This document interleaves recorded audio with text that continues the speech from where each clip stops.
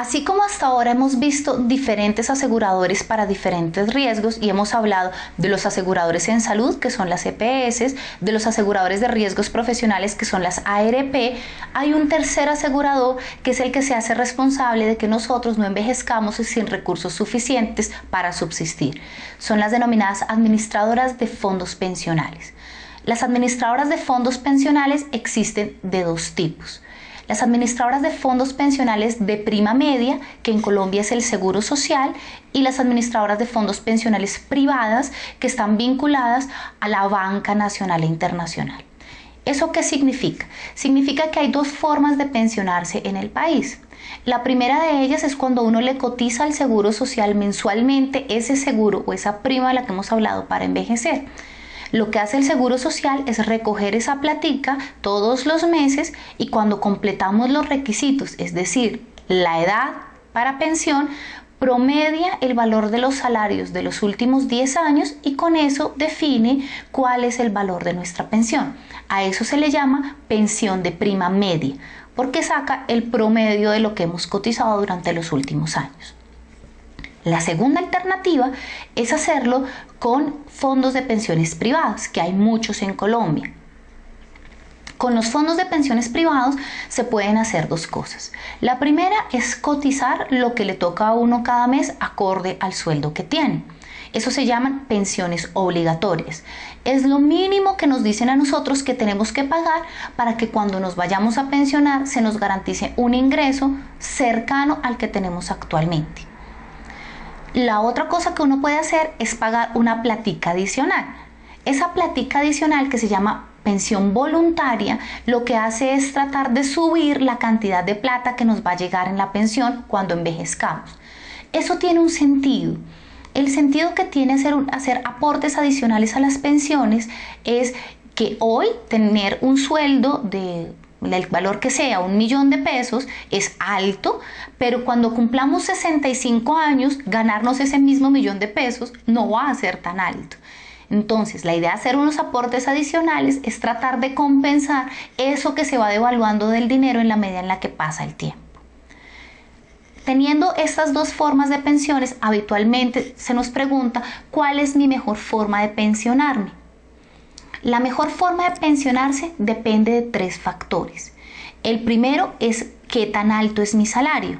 Si los salarios no son muy altos, es decir, si son de menos de 4 salarios mínimos mensuales legales vigentes, la mejor forma de pensionarse es la de pensión de prima media, porque ese monto de salarios no va a alcanzar en una administradora de fondos pensionales a tener un monto suficiente para garantizarle toda la vejez a uno con un salario digno.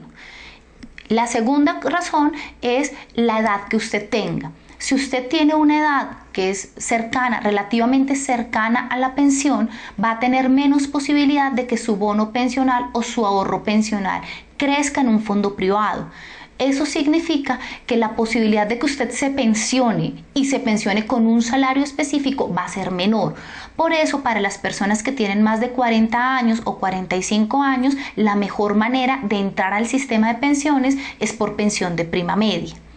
Y la tercera cosa que es un factor para ver qué tipo de pensión utiliza uno es la capacidad de ahorro que uno tiene. Porque si uno no tiene un sueldo muy alto, pero puede ahorrar recursos para adicionarle a su pensión en un fondo privado, eso significa que uno va a poder acceder a una pensión más altica. Y en ese sentido, pues la pensión puede ser mejor por un fondo pensional que por pensión de prima media. Esas son las 3 principales herramientas que uno tiene que tener en cuenta para definir a qué fondo de pensiones se afilie. La elección del fondo de pensiones es voluntaria. Eso significa que ningún empleador le puede decir a uno bajo qué fondo de pensiones tiene que entrar asegurado. Uno puede escoger su fondo de pensiones y puede cambiarlo en cualquier momento. Entre cambio y cambio deben pasar al menos 6 meses, pero uno puede escogerlo. La otra cosa que hay que tener en cuenta en los fondos pensionales privados es que la plata en los fondos pensionales privados no se queda quieta, guardadita, y no tiene el respaldo del Estado que tiene la pensión de prima media. Por eso es muy importante que cada año uno decida cómo va a invertir la platica que tiene en ese fondo de pensiones.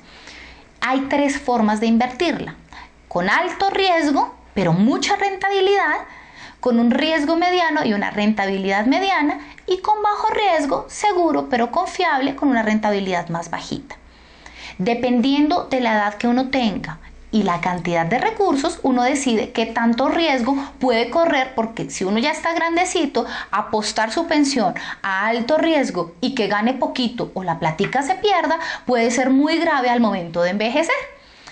Cuando uno está joven puede correr riesgos más altos porque tiene más tiempo para ahorrar platica, o puede correr riesgos altos con la platica adicional que paga y poner en bajo o en mediano riesgo las pensiones obligatorias. En resumen, los fondos pensionales son instituciones que nos permiten a nosotros administrar el riesgo de envejecer sin recursos o de morir y dejar una familia sin los recursos suficientes para garantizar su sostenibilidad.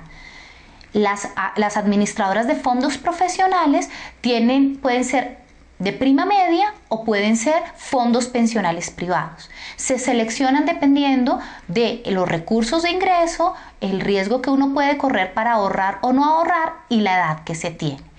Y nos sirven para garantizar tener un recurso fijo al envejecer y pueden tener diferentes grados de rentabilidad.